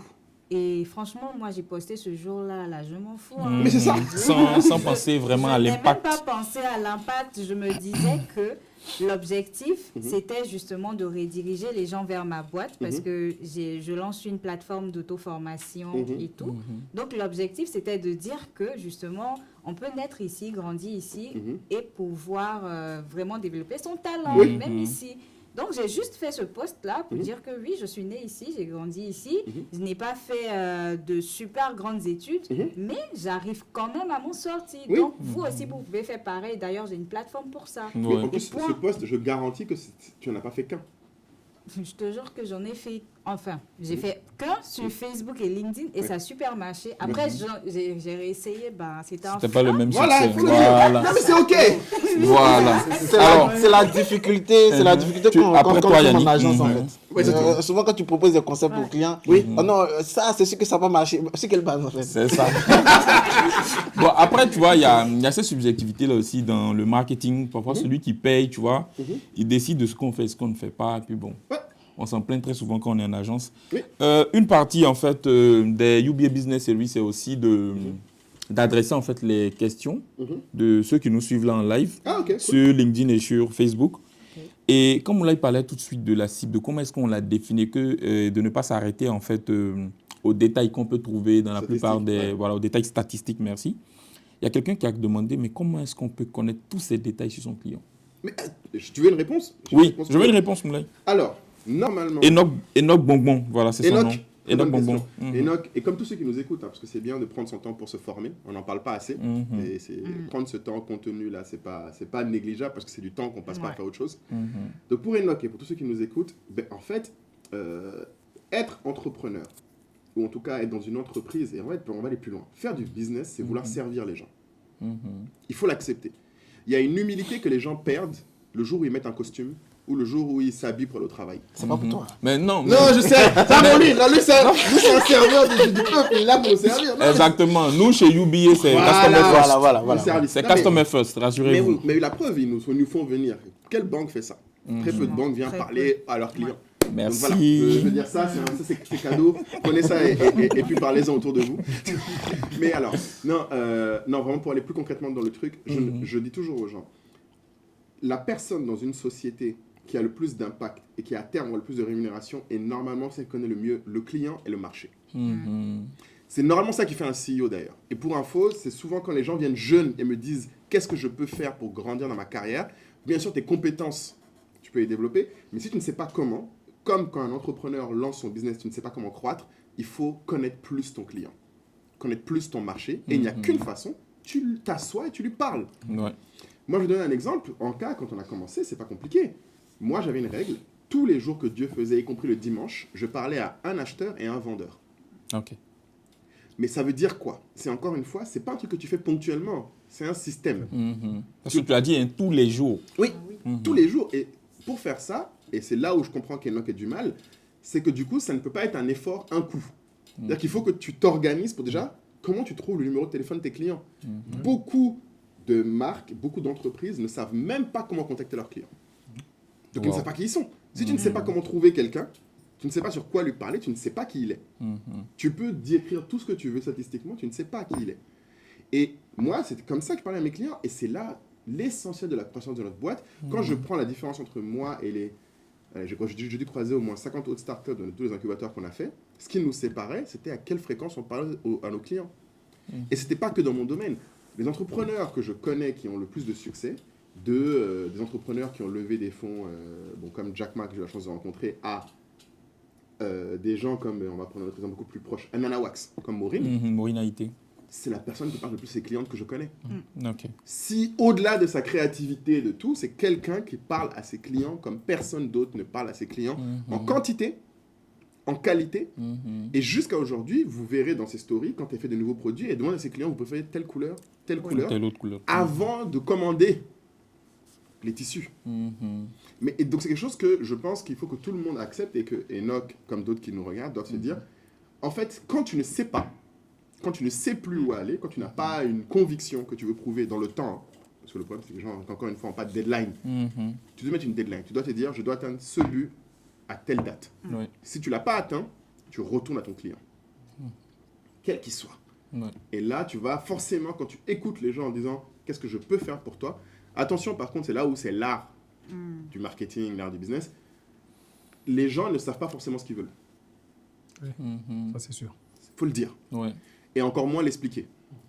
À toi de suivre leurs actions. C'est pour ça que je n'ai pas dit quelqu'un qui connaît bien son client, c'est quelqu'un qui lui parle tous les jours et qui peut dire ce qu'il a dit. J'ai dit quelqu'un qui connaît sa journée. Parce que sa journée, c'est ses actions. C'est ça, exactement. On est tous des gens qui avons des grandes ambitions, des grands projets. On veut tous faire plus de sport, plus de nanana, plus de trucs. Mais quand tu regardes notre journée, c'est pas forcément là où ça se passe. Et il n'y a que ce qu'on fait qui dit qui on est. Donc à la personne qui veut servir quelqu'un, de comprendre qu'est-ce qu'il fait. C'est juste ça, vraiment. Je sais pas si... Je veux renchérir avec un cas pratique par rapport à ce qu'il disait, par rapport à connaître la journée. À Cotonou, je devais accompagner quelqu'un qui avait une boutique souvenir. Et sa première cible, c'était les touristes. Les touristes, bien sûr. En fait, il avait du mal à comprendre pourquoi. Il n'y a aucun touriste, en fait, qui passait par sa boutique. Donc, il disait que lui, il connaît sa cible, il l'a analysé. Et je lui ai posé la question suivante. Est-ce que tu sais ce que ton client fait avant de venir te voir? Exactement. Et après? Il me dit, je ne comprends pas encore. Je lui ai dit, ok, d'accord. Je pars du principe que moi, je suis en France. Je dois venir à Cotonou. Qu'est-ce que je fais avant de venir à Cotonou? Il me dit, oui, je vais sur un site pour réserver mon billet. Je dis, après, je réserve mon billet. Après, je fais mes affaires. Et tout ça. Je lui dis, à partir de l'idée où je dis je vais à Cotonou, je suis en France, jusqu'à ce que je dépose mes pieds à l'aéroport, est-ce que toi, tu penses que tu es dans ce parcours-là? À un moment. À un moment. Il me dit non. Il dit bon, déjà, en fait, c'est déjà ça le premier problème. Exactement. Et quand il parlait de connaître la journée, c'est aussi de dire, c'est-à-dire, dans le processus là, si tu n'interviens même pas, c'est pas arrivé à Cotonou que je vais te voir. Parce que c'est ça. L'affaire est déjà pliée. Tu vois? Donc, le truc, c'est il faut que bien avant, dans le processus, il faut que tu sois là. Et même quand j'arrive à Cotonou, dans son parcours. Et même quand quelqu'un arrive à Cotonou ou à Abidjan, il faut déjà essayer de savoir c'est quoi le réflexe de la personne, sur quel site elle va partir, qu'est-ce qu'elle va voir sur Facebook. Et malheureusement, aujourd'hui, on a... heureusement, mais malheureusement pour d'autres personnes, on a de la publicité qui est ciblée. Donc, en fait, malheureusement, quand tu arrives dans un aéroport, les publicités Facebook que tu vois, il n'y a aucune boutique. En fait, normalement, on devait avoir une boutique qui dit je suis une boutique, je suis à 15 minutes de l'aéroport. Mais non, tu as des personnes qui visent des touristes, mais qui n'ont aucune publicité ciblée sur des endroits spécifiques. Donc, c'est pour connaître sa cible. C'est aussi ça, connaître le parcours, connaître la journée type, et la journée type de cette personne, et d'être vraiment dans l'itinéraire en fait, de ce client là-bas. Et ce qu'il faut que tu dises, ce qui est important, c'est que peu importe ta taille, même nous, quand on faisait des millions de dollars de transactions tous les mois, je parlais toujours à un client par semaine. J'ai arrêté toujours parce que j'ai quand même des employés à un moment, il faut les laisser faire leur travail. C'est ça. Il faut arrêter. Mais en fait, tu n'as pas besoin de beaucoup de gens. Et là où tu as raison sur même les trucs à l'aéroport, un truc que je dis souvent moi, aux gens, c'est mais parle aux gens sur leur... Écris-leur sur Insta. Écris-leur sur WhatsApp. Directement. Écris-leur. En fait, ça ne... Il n'y a pas besoin de parler à 100 clients pour avoir une réponse. Par contre, j'ai dit il faut parler 100 fois parce que tu as du mal à avoir une personne. C'est ça. C'est ça. Et de toutes les manières, le Oui. pire Ok. qu'on puisse te dire, c'est non. Hein. C'est tout. Ouais, c'est Après, vrai. on a Et ça. Effectivement. après même, c'est toujours, c'est toujours un Toujours. plaisir pour un client Qu'on l'écoute. de voir dans son inbox que la marque lui lui accorde parler. du temps. Exactement. Encore même que ce soit peut-être le CEO et tout ça. Encore C'est plus. ça. C'est gratifiant. C'est ça. Alors, c'est tellement intéressant que ça fait déjà 1 heure qu'on est en ligne. Pardon. Ouais, ça fait déjà 1 heure qu'on est en live. Bah non, c'est intéressant. Alors, toujours dans la phase des questions, questions-réponses, toujours l'abonné, donc Enoch Bonbon. Il est chaud, hein? Oui, il est chaud. Aude, on va t'adresser cette question-là. Il veut savoir, en fait, si vous avez une cible bilingue, du moins, une cible dans les 2 langues, donc français, anglais, des gens qui parlent français, des gens qui parlent anglais. Ah, c'est une belle Est-ce question. qu'il faut créer du contenu dans les 2 langues? Ça, c'est vraiment... Ça, c'est une question super difficile. Et d'ailleurs, je pense que j'ai eu un accrochage récemment avec une amie par rapport à ça. D'accord. Parce que justement, elle a décidé de créer du contenu. Étant ici à Abidjan, elle a commencé à créer du contenu sur LinkedIn. Et elle est partie sur de l'anglais. Parce que justement, elle voulait être perçue et vue uniquement par les pays anglophones. OK. Et moi, j'ai dit, ok, c'est bien. Mais étant donné qu'on est dans un pays francophone, ça serait quand même bien de t'adresser déjà au public d'ici. Et puis ensuite, au fur et à mesure, glisser sur l'anglophone. C'est ça. Tu peux partir, par exemple, sur des publications peut-être en français principalement. Et puis, des fois, rajouter au fur et à mesure de l'anglais. Et puis, voilà, continuer. Et on n'était pas d'accord là-dessus parce qu'elle était très carrée. Et je crois que actuellement, elle crée toujours ses contenus en anglais, mais qui n'ont pas assez de visibilité vis-à-vis d'où nous nous trouvons. Ouais, en parce ce que moment. certainement, elle n'a pas encore trop d'influence Exactement. dans l'environnement qu'elle cible. Exactement. Donc, Vas-y, vas-y. Si tu peux, en fait, Oui. par rapport à ça, moi je pense déjà, quand tu dis que tu es bilingue, moi je pense qu'il y a, c'est-à-dire au départ, quand tu commences, il y a un problème. Ok. Tu vois? Parce qu'aujourd'hui, soit tu as 2 entités. Une entité qui cible la partie anglophone et francophone, mais quand tu démarres et que tu te lances sur les 2 marchés simultanément et que tu n'as pas la taille, parce qu'après il y a une question de C'est ça. taille, C'est ça. parce que même au sein même de ton entreprise, est-ce que c'est toi seul qui es bilingue? Est-ce que tout ton personnel est bilingue? C'est ça. Tu vois? Donc aujourd'hui, il faut savoir faire un choix. C'est la pertinence en fait. On a parlé de connaître aujourd'hui l'habitude de ses prospects, de sa cible, mais avoir parlé dans 2 langues, nous aujourd'hui on a un truc où depuis plus d'1 an, on a une proposition d'entrée au Nigeria. Mais moi j'ai dit, je ne suis pas prêt. Oui, bien sûr, il faut être humble. Je ne suis pas prêt parce que le contrat il est signé, ça va faire 1 an. Mais aujourd'hui, ça voudrait dire que ma page Facebook, où j'ai déjà du mal à retenir et à même ceux qui convertir sont là. le marché francophone, je vais maintenant dire, je vais faire quoi? Africa Play English? Africa Play, Non, c'est dur. tu vois, ça devient compliqué. C'est-à-dire, il faut vraiment que la personne sache. exactement. Il faut savoir d'abord dans quel pays est-ce que tu veux. Parce que si tu n'as pas une racine, c'est comme aujourd'hui, même les artistes ou même les footballeurs ou trucs, ou quel que soit ce que tu fais, il faut avoir ceux qui sont prêts pour toi. Ouais, Ouais. exactement. Et C'est si la tu n'as tribu pas tout à encore l'heure, fait ouais. ça, C'est ça. en faisant anglais-français, les francophones ne sont pas prêts pour toi, les anglophones ne sont pas prêts pour toi. Donc tu vas en avoir 10-10, alors que si tu avais 20 francophones, ça te fera plus de bruit Oui. que d'avoir 10-10 en fait. Ouais, non, c'est D'accord, mais moi, j'ai une curiosité, une question curieuse là. Alors, si on fait une étude de marché, prenons un cas pratique, hein, on va aller avec un cas. Ouais, parce que c'est exactement ce que nous on vivait. Voilà, on va aller avec un cas par exemple. Ouais. On fait une étude de marché où on a un marché, on fait un peu l'étude du pouvoir d'achat. Et on se rend compte que dans la partie anglophone, on a des gens qui payent plus, du moins qui sont prêts à payer plus. Et puis, on est francophone. Non, On mais maîtrise l'environnement francophone. alors, tu sais, pour avoir eu beaucoup de combats, parce que nous, à Ouais. Franca, on était l'une des boîtes justement où les gens étaient choqués de savoir qu'on était même francophone, parce qu'on communiquait qu'en anglais. C'est ça. Alors, en fait, la réponse que je donnerais, parce que c'est, enfin, Aude a déjà répondu, en fait, philosophiquement, c'est assez simple. Choisir, c'est renoncer. Comme dire André Gide. Tu choisis quelqu'un, donc tu laisses quelqu'un. Ce qu'il faut accepter, c'est comment tu choisis. C'est ce qui manque aux gens. Moi, ma politique, et c'est ce que l'expérience m'a prouvé, tu ne choisis pas en fonction de tes intentions. Ça, c'est le gros problème. Les gens choisissent par rapport à ce qu'eux, ils veulent. C'est là où je suis d'accord C'est avec ça. toi que peut-être ton ami a un problème. Exactement. La réflexion pour elle, ce que je lui proposerais, moi, c'est plutôt de réfléchir par rapport à ce que tu as et ce que le marché a besoin. Ce qui se passait dans notre cas chez Anka, c'était assez simple. On avait un avantage, c'est qu'on avait des clients dans toutes ces zones-là. Parce que moi, mon client, ce n'est pas la personne qui achète. Mon client, c'est la personne qui vend. C'est ça. C'est ça qu'il faut accepter de se dire. C'est qui mon client? Qui, à la fin de la journée, me paye? Ce n'est pas celui qui achète, c'est celui qui vend. C'est celui qui vend, ouais. Donc, ma chance, c'est que j'avais des vendeurs qui parlaient français, des vendeurs qui parlaient anglais. Maintenant, la stat que tu donnais était vraie chez nous. Les anglophones, acheteurs anglophones, étaient plus généreux en panier moyen, plus nombreux, mais plus coûteux à atteindre. Parce qu'en général, la personne qui dépense le plus coûte plus cher. C'est vrai. Il faut qu'on le dise en tant que marketeur, que tout le monde sache. C'est vrai. Il n'y a jamais de gars qui rapporte plus d'argent et ne coûte pas plus cher.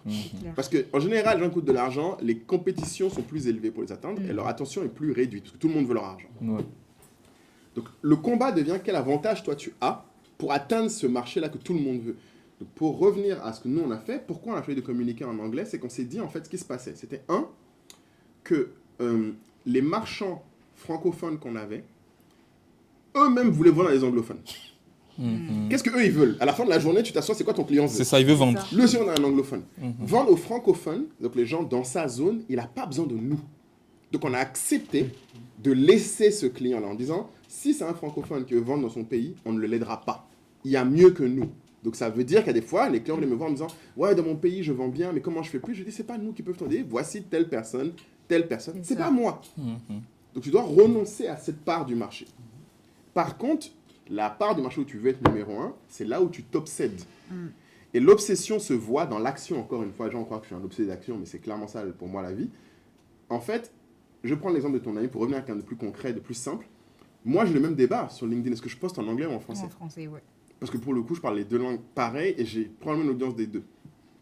La raison pour laquelle j'ai choisi de m'exprimer le plus souvent en français qu'en anglais, c'est parce que, j'ai plus de contenu francophone qu'anglophone. C'est la réalité. Et comme il a dit, si moi je veux me faire du contenu anglophone demain, il faudrait que je fasse un podcast en anglais. J'en ai pas. Déjà, je souffre à en faire un où je dois faire toutes les semaines des épisodes. J'ai déjà du mal. C'est déjà dur. Donc je pourrais, et ça m'a fait mal parce que je pense qu'en anglophone, je pourrais faire des choses intéressantes. Mais la deuxième chose, la deuxième lame, c'est déjà, est-ce que j'ai du contenu anglophone? J'en ai pas. Est-ce que j'ai les moyens d'en faire? Je pourrais, mais c'est un coût. Et la deuxième lame qui a fait que je fasse mon contenu francophone, malgré le fait que sur ma boîte, je parle en anglais, c'est ça. C'est que je me suis dit, Moulay, parler de business en Afrique, je suis désolé, mais en anglais, il y a beaucoup d'autres gens qui le font. Énormément. Il faut être humble. C'est-à-dire qu'à un moment, comme tu disais, tu te dis, bon, Moulay, tu es un gars qui pense qu'il n'est pas mauvais, mais il y en a d'autres qui sont très chauds. Et le pire, c'est que les anglophones n'ont même pas besoin des contenus africains. Il y a le contenu du reste du monde qui est là, des États-Unis. Donc, enfin, à part si tu te dis, j'ai les moyens, moi, Moulay Tabouré, d'aller compétir contre Alex Hormozy aux États-Unis, tu te calmes. Non, mais tu te calmes. En fait, à la fin de la journée, ça fait mal. En fait, il faut que les gens l'attendent. Je suis d'accord, ça fait mal. Mais l'ambition ne doit pas être une excuse pour être irréaliste. Il faut être pragmatique. Tu veux être le meilleur, comme il a dit, il faut être le meilleur dans une zone plus réduite. C'est ça. C'est plus rentable qu'être à peu près OK pour tout le monde. Pour tout le monde, c'est ça. D'accord. Alors, c'est précis. Merci Moulay. J'espère que ça aidera les gens dans leur... Non, c'est un dilemme constant. Mais après, voilà. On se bat tous dans ce dilemme. Exactement. Et puis après, l'idée, c'est d'être concret, voilà, de ne pas se flouer. Oui, exactement. De choisir.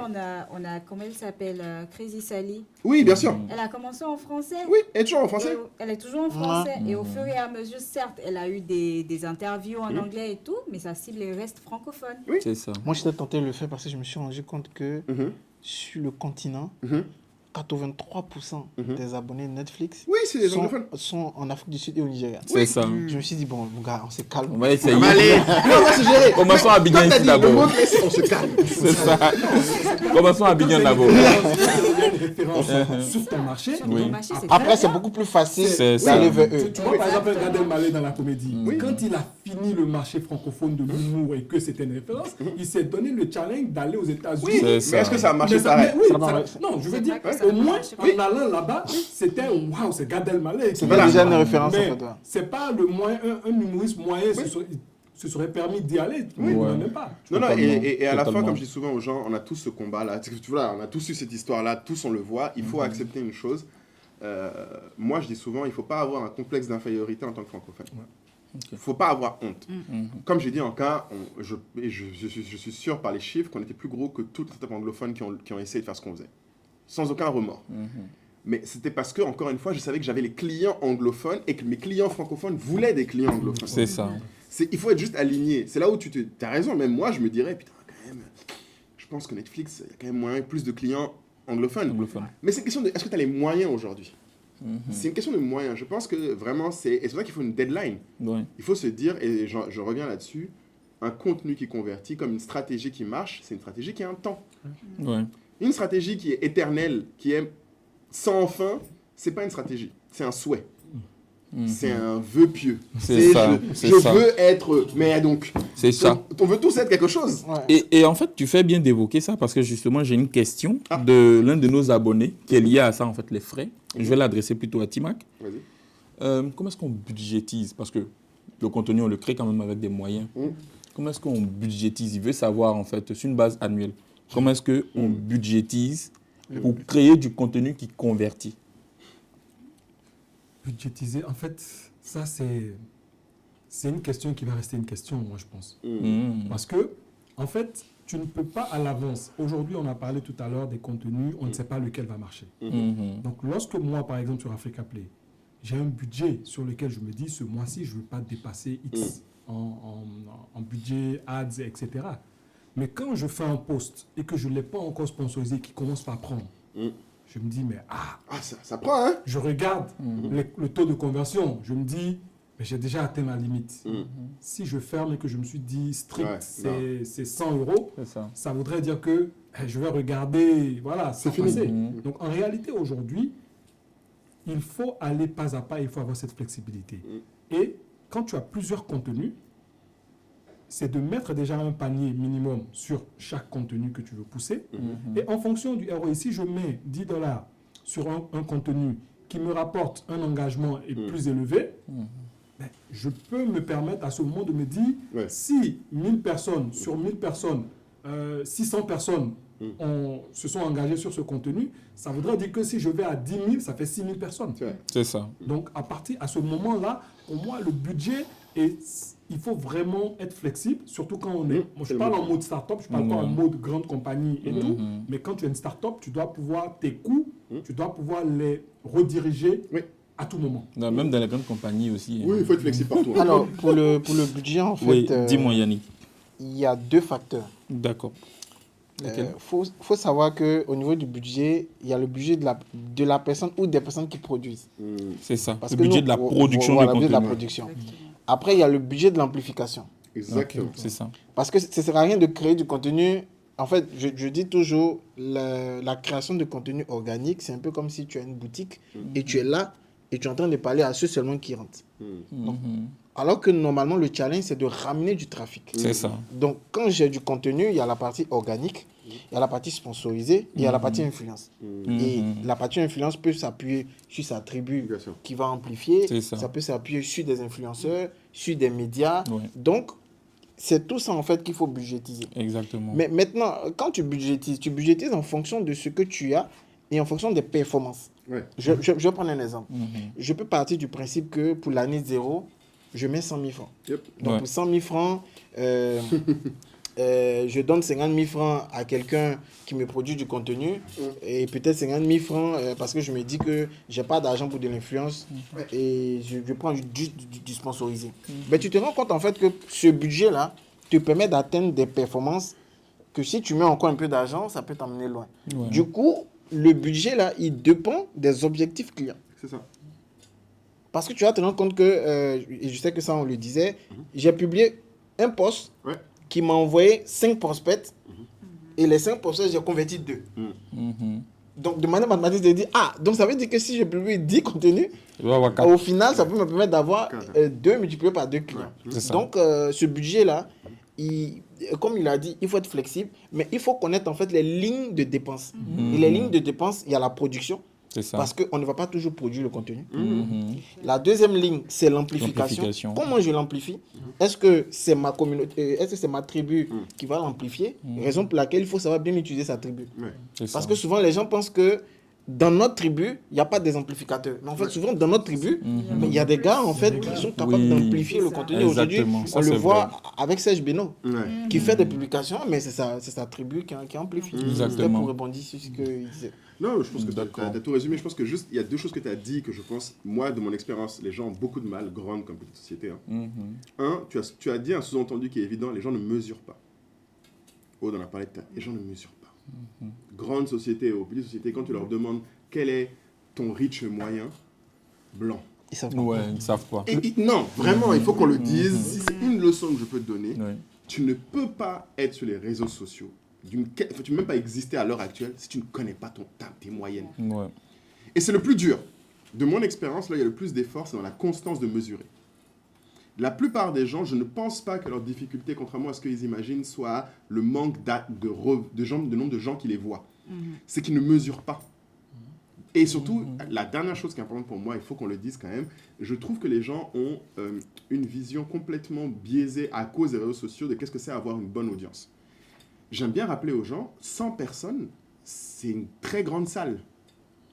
En fait, quand les gens me disent « j'ai eu que 100 vues, c'est rien », je dis « mais en fait, toi, tu crois que tu es qui, en fait? Genre, en fait, tu crois que c'est quand 100 personnes? En fait, il y a, d'ailleurs, je la poste souvent, mais là, je ne l'ai pas sous la main, mais il y a des images sur... Tu peux taper sur Google, une pièce de 100 personnes, une pièce de 1000 personnes, une pièce de 10 000 personnes. Les gens ne se rendent pas compte de ce que c'est. Et c'est humainement difficile, je comprends. Parce qu'on voit des milliers, des millions, on parle que de millions, de milliards, la centaine, on dirait, c'est rien. C'est rien. Mais 100 clients, ça te change ta vie. Oui, clairement.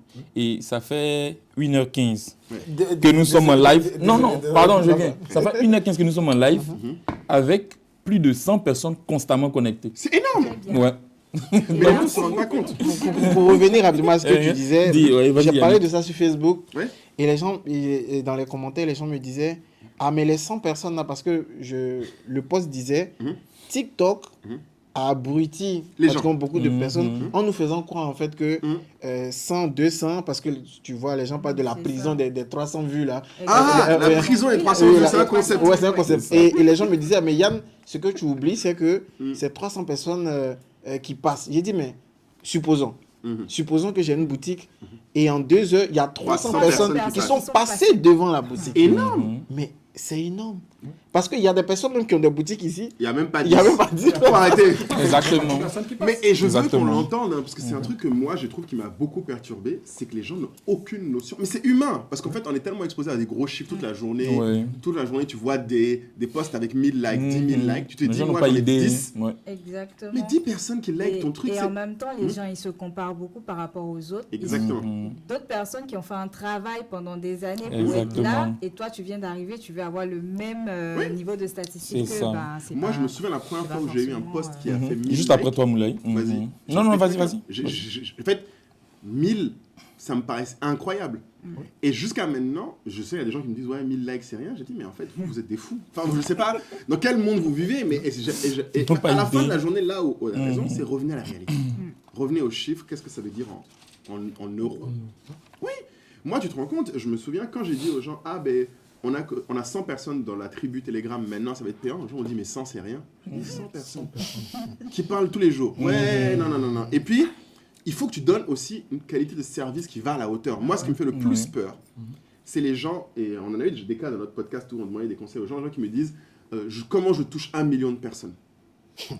Ça veut dire, mais même si on te donnait les moyens de toucher 1 million de personnes, tu ne pourrais pas servir 1 million de personnes. Arrête. C'est ça. Touche d'abord 10 personnes. Merci. Voilà. Touche d'abord 10 personnes. Et la clé pour moi, et c'est peut-être une autre clé, un contenu qui convertit, et tu l'as dit tout à l'heure, mais tu l'as sous-entendu encore, parce que je sais que toi tu le fais tout le temps, mais les autres ne se rendent pas compte. Il faut mesurer, il faut être réaliste sur la taille, et la dernière étape pour moi, c'est il faut satisfaire les gens.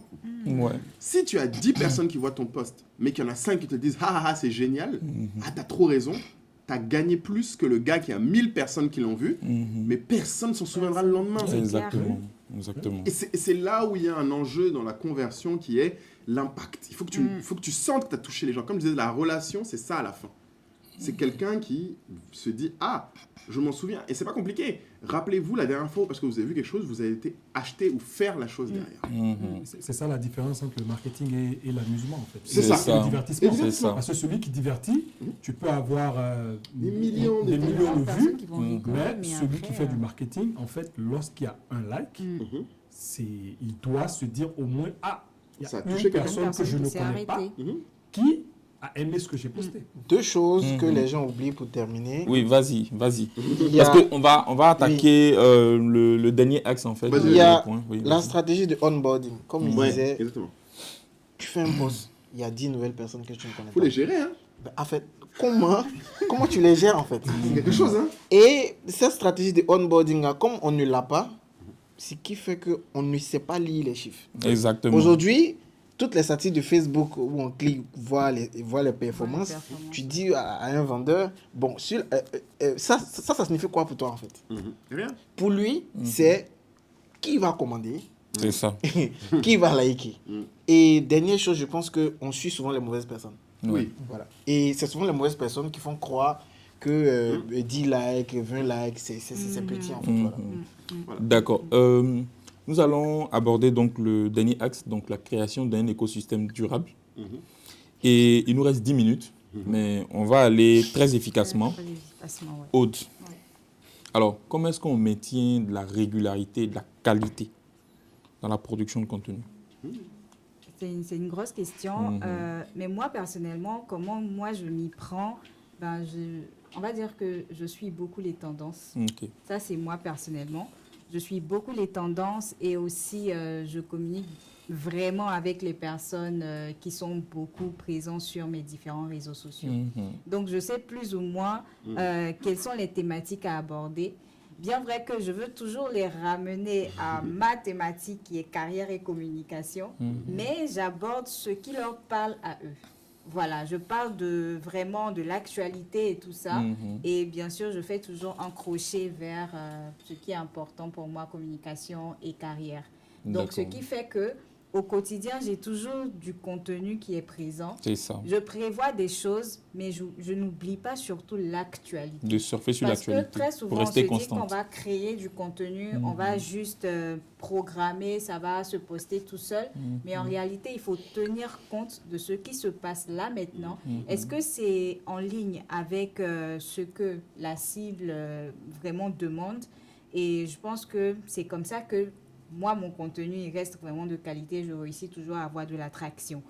Je prends, par exemple, récemment, j'ai lancé Fluentis, qui est une plateforme pour pouvoir toujours communiquer en anglais. Il y a eu plus de 500 personnes qui se sont inscrites ou qui ont désiré s'inscrire. On va payer. Et lorsqu'on est passé au paiement, on s'est retrouvé à une trentaine de personnes.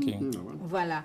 Donc, 530, exactement. C'est pas mal comme taux de conversion. Et ce sont ces 30 personnes aujourd'hui qui communiquent parce qu'ils jugent que c'est important et tout ça. Et grâce à eux, je réussis aussi à avoir du contenu parce qu'ils font des vidéos, ils parlent. Donc, au fait, ta tribu, justement, est ceux-là même qui vont te permettre d'avoir du contenu qui est clair, qui est cohérent et aussi d'avoir des idées au fur et à mesure. Ok. Et une question donc d'un de nos abonnés. Donc celle-là, elle est pour Yannick. Alors, comment créer un contenu attractif pour une structure qui évolue dans l'aquaculture, qui voudrait sur le long terme converger vers une start-up qui propose des services innovants dans ce secteur en associant d'un SAS couplé à l'intelligence artificielle? Cette question est de Abdul Rachid Issa Ali. Yannick? Ok, d'accord. On va faire un speed coaching rapide, 2 minutes. Déjà, en fait, c'est très simple. Et quand on est sur les réseaux sociaux, la chose la plus importante, c'est pas le fond d'abord. C'est de la manière dont on le dit. Tu vois, tout ce qu'il vient de dire là, on n'a tous rien compris. Trop de trucs. Ouais. Tu vois? Donc, la chose fondamentale que moi je vais lui demander, c'est déjà en fait de regarder dans le quotidien de tout ce que nous on fait au quotidien, boire de l'eau, manger, comment il fait une immersion dans notre réalité et il utilise cette immersion-là pour parler de tout ce qui est aquaculture que moi, personnellement, je n'ai pas compris. Donc ça voilà. On parle d'aqua, on pensait à l'eau, après on parle de l'intelligence artificielle. Oui, voilà. Donc ça, c'est déjà la première chose à faire, de se dire, il faut que j'identifie les gens à qui je parle, les gens à qui je veux vendre, et je fais une immersion dans leur quotidien, et je m'appuie sur leur quotidien, en fait, pour créer du contenu, pour que ce contenu que je vais diffuser là soit audible. La deuxième chose, en tout cas, s'il veut créer du contenu, c'est de ne pas s'emmêler avec l'intelligence artificielle, en vrai. En fait, déjà, il va trop loin. Voilà, il va trop loin. Moi, je pense que il peut déjà s'appuyer sur des photos, sur ce que les gens veulent découvrir. Ce qui est réel. Ce qui est réel. Et déjà. puis, le troisième élément, moi, je dis toujours, la vieille méthode du sondage, là, faut pas qu'on l'oublie, quoi. Ouais. Il faut parler aux gens, il faut leur demander. Il faut lire, comme elle a dit. Du coup, ce que les gens écrivent. il faut lire les commentaires et il faut poser beaucoup de questions. Moi, je dis toujours, le meilleur contenu qui attire à toi souvent des solutions, c'est de poser des questions. Et des questions banales, hein, c'est Exactement. A ou B, vrai ou faux. C'est ça. Et du coup, ça lui permet d'avoir des feedbacks pour créer du contenu. Et puis, La je pense réponse que est par précise. rapport, par rapport à lui, Oui, moi, vas-y. j'ai compris parce que je connais une start-up qui fait pareil. Au fait, la start-up en question, elle a créé un SaaS qui permet justement la gestion de tout ce qui est aquaculture. Ah, mais c'est bien. Et le SaaS, il y a l'intelligence artificielle qui est inclure là-dedans. Voilà, pour pouvoir faire des prévisions et tout, quand il faut nourrir les poissons, les pêcher et tout ça. Donc, je pense que c'est plus dans ce Dans ce sens-là. dans En ce fait, il sens-là. décrivait plus son activité. Exactement. Oh, Mais là, ok. maintenant, il demande quel contenu créer. Exactement. Ben après, je pense que la réponse a déjà été donnée. Et moi, ma petite question de curiosité, c'est est-ce que la même chose est valable si on est une banque comme UBA Côte d'Ivoire ou UBA Bénin, UBA Burkina, quand on est une banque Bon, comme UBA? je suis un ancien d'une ancienne banque. Voilà. Après. Ok. Alors, Mais oui, vas-y, s'il te plaît, il y a un truc Moulay. qui est super important parce que Aude et Yannick ont encore donné des super informations, mais il y a un sous-entendu que je pense que peut-être celui qui pose la question n'a pas entendu et que je veux que tout le monde entende. En fait, faites du contenu qui vous plaît. En fait, normalement, que tu sois une grande société ou un petit groupe, pour que ton contenu soit constant et qu'il soit pertinent, il faut qu'il te ressemble. Il faut que tu aimes le faire. En fait, moi, mon plus gros sujet à chaque fois que je parle avec des gens qui font du contenu, la réalité, c'est que les gens... Tu vois, Aude, tout à l'heure, elle a dit un truc qui est vrai, l'actualité, mais je suis sûr que c'est parce que tu aimes l'actualité, Aude. c'est ça. En fait, mais tout le monde n'aime pas l'actualité. Moi, je déteste l'actualité. Personnellement, je trouve les gens boring, leurs tendances cheloues, je comprends pas pourquoi les gens font ce qu'ils font. Donc, si tu me demandes à quelqu'un comme moi de faire l'actualité, je vais souffrir. Mais je veux que les gens se rendent compte que tu as dit quelque chose qui est vrai, mais c'est vrai pour toi. La leçon qui est vraie pour tous, par contre, c'est faites du contenu en fonction de ce que vous faites naturellement. Que vous ne serez jamais lassé de faire. Exactement. Ce qui tue, c'est d'être lassé. Tu vois, toi, tu as fait de la musique, tout à l'heure, tu as dit, ton frère fait de la musique. Mais c'est que tu aimes la musique. Mais les gens ne se rendent pas compte. Les gens ne se rendent pas compte que Je vais dire, j'ai failli. toi-même être artiste. J'ai failli être artiste. Ça. Heureusement. Il peut être. Mais laissez-le. Non, j'ai failli. En fait, mais de par ma position d'aîné, je ne pouvais pas dire à mon père que j'allais en studio. Ah, mais ça. c'est compliqué. Voilà. Surtout à cette époque-là. Par des hasards, mon frère Jupiter, qui devient artiste, j'étais aux États-Unis. Voilà. Le petit que j'ai jamais emmené au studio, Lui, il va. m'appelle, ah, grand frère, j'ai une maquette, j'ai besoin de sous. Je dis, tu vas au studio. Ok, bon, j'envoie. Et je rentre. Je vois que le petit, voilà, bon, après, je deviens son bouclier parce qu'après, les parents, C'est ça. je dis, ben écoutez, laissez-le faire ce qu'il a envie de faire. Il étudie bien, il a de bonnes notes. Exactement. Et regarde, Yannick, Netflix. Tu regardais Netflix, en fait, avant. Ouais. En fait, ce que les gens ne voient pas, c'est un plaisir. En fait, tu ne peux pas... Parce que, on a dit tout à l'heure, en tout cas, j'ai dit, il faut parler 100 fois d'un truc. Il faut le faire constamment. Ce que je n'ai pas dit, et je suis obligé de dire quand même, pour même celui qui fait de l'agriculture, en fait, la clé d'un contenu qui marche, c'est un contenu que tu aimes. Le problème, c'est que la plupart des gens ne font du contenu qu'ils aiment pas assez souvent, pas d'assez bonne qualité, et ne se rendent pas compte que la qualité est une fonction d'à quel point ils écoutent les autres. En fait, c'est là où c'est dur. C'est faut trouver un accord entre ce que toi tu aimes et ce que les autres veulent écouter. Ouais. Mais ça ne peut pas partir de pas quelque chose que tu n'aimes pas ou que tu as envie de faire. Et le plus gros problème que moi j'ai, c'est que beaucoup de gens, malheureusement, en Afrique, font des business qui ne sont que de la survie, mais qu'ils n'aiment pas vraiment. Malheureusement. C'est du mimétisme. Ouais, Du ouais. mimétisme. Ouais. Et c'est pour ça qu'ils n'y arrivent pas. C'est qu'en fait, ils n'aiment pas ça. C'est ça. Et c'est OK de se dire, et je suis obligé de le dire, c'est OK de se dire, j'arrête, je fais autre chose, ou encore mieux, je vais dans une autre boîte que j'aime. Ouais. C'est un message que je veux pousser à tout le monde. Les gens cherchent la sécurité. C'est ça. Oui, c'est Ils voient ça. que ça marche pour quelqu'un d'autre. Donc ils y vont. Ils y vont. Ils y vont. Ouais, ouais. moi, les gens, quand j'ai commencé... On n'a plus beaucoup de temps. Ouais, Allez-y, les chroniques, oui, allez-y. Oui, vas-y, Yannick. J'ai vu des gens en faire aussi des chroniques. J'ai dit, les gars, vous êtes sûr Vous allez que vous vous pouvez tenir? essouffler. Est-ce que vous avez le souffle? Moi, j'en faisais 4 par semaine. Tu vois. Donc, au bout d'un moment, il y a beaucoup de personnes qui ont arrêté. quoi. Mais et c'est ce que je dis souvent aux gens. À la fin de la journée, moi, je fais un podcast. Et donc, Oui. pardon Moulay, Vas-y. il nous reste 2 petites minutes. Vas-y. Donc, on va donner la parole encore une fois à chacun. Et donc, tu disais quelque chose, ça va être ton mot de fin en même temps. Mon mot de fin, c'est si vous voulez du contenu qui convertit, il faut que vous connaissiez votre cible intimement et son quotidien. Et idéalement, que vous sachiez vous insérer dans son quotidien. C'est ça le mot de fin. Et pour pouvoir s'insérer dans le quotidien de quelqu'un, il faut aimer ce que tu fais. Si tu ne l'aimes pas suffisamment, et aimer, ce n'est pas un sentiment. Je sais que les gens pensent qu'aimer, c'est genre je kiffe quand je le fais. Des fois, tu kiffes pas. Hein. Des fois, c'est dur. Tu vois, elle a dit faire un post, c'est dur. Des fois, c'est dur. C'est juste que ça ne te demande pas un effort de continuer à le faire. Le commencer peut être dur, mais le continuer à le faire, non.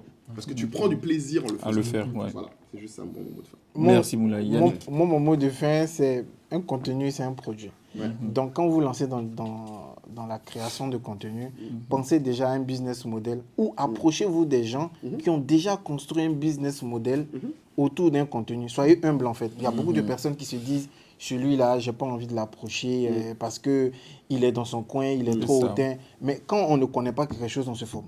C'est clair. Merci Yannick. Aude? Et moi, pour terminer, je dirais qu'un contenu qui convertit, c'est un contenu qui parle réellement à une cible bien précise. Alors, c'est pas la peine de se dire qu'on va convertir tout le monde. Il faut juste identifier sa vraie cible et communiquer régulièrement avec elle. Ouais. D'accord. Merci Aude. Timac. Merci. Et pour moi, je veux dire un contenu qui convertit. En faisant un contenu, il faut déjà savoir déjà qu'est-ce qu'on vise. Exact. Et ne pas se dire qu'on peut avoir tout le monde. Il faut commencer. Pour moi, chaque accomplissement est une victoire. D'accord? Pour moi, ce sera le mot de fin. Merci. Merci Timac. Et moi, mon mot de fin, c'est des mots de remerciement. Merci à vous tous, clients et pas encore clients de UBA, qui nous avaient suivis en Côte d'Ivoire, au Bénin, au Sénégal, au Burkina, au Mali. Et en Guinée. Et en Guinée. Voilà. -1. Et, voilà. Et en Guinée, merci. -1. Et ce qu'il faut dire aussi, c'est que ce business série qui est régional là, nous avons fait donc la shortlist de tout ce que vous voyez là, selon leur appartenance à un ou plusieurs pays africains francophones. Bon, on ne va pas donner les détails là maintenant, mais voilà, si vous les connaissez, vous savez plus ou moins. Et donc, merci de nous avoir suivis pour cette session des UBA Business Series. Et on vous donne rendez-vous en 2026 pour de prochaines sessions avec d'autres speakers, pourquoi pas. Les mêmes reviendront peut-être selon les sujets qu'on vous présentera. Et ça a été un plaisir pour nous, pendant 1h30, de vous entretenir donc, sur ce thème, le contenu qui convertit. La discussion peut se poursuivre dans les commentaires. Nos speakers se feront un plaisir de répondre à vos questions selon que vous les leur adressez dans les commentaires. Restez connectés sur nos médias sociaux, Facebook, LinkedIn, et à très bientôt pour une prochaine session. Bonne année. Merci.